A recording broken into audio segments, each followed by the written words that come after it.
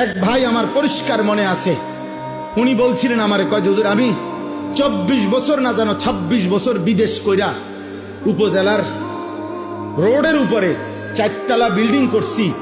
তো আমার জীবনের সমস্ত কলজা পানি করা পয়সা দিয়া আমি একটা বিল্ডিং করে জীবনের তরে বাড়িতে চলে আসছিলাম, বউ বাচ্চা নিয়া আর বিদেশ করব না, থাকমু। কয় হুজুর বাজারে আইসা দেখছি জীবনে চলার পথে হাঁটতেছি, বাজারে হাঁটি আর মানসে আমার বেডিং নামে আমারে কয় সিনায়, কয় ওই তাইর জামাই। কয় তখন আমি বুঝছি যে হায় আমার বিবি এত বেশি পরিমাণ বাজারে আইসে গেছে যে বাজারে রিক্সাওয়ালা, অটোওয়ালা, সিএনজিওয়ালা, রাস্তার মানুষ, বাজারের দোকানদার, ফলওয়ালা, তরকারিওয়ালা, ধন্যপাতাওয়ালা, ফাঙ্গাসওয়ালা প্রত্যেকেই আমার বউরেছেন। এটা ইজ্জত? কথা বলে না।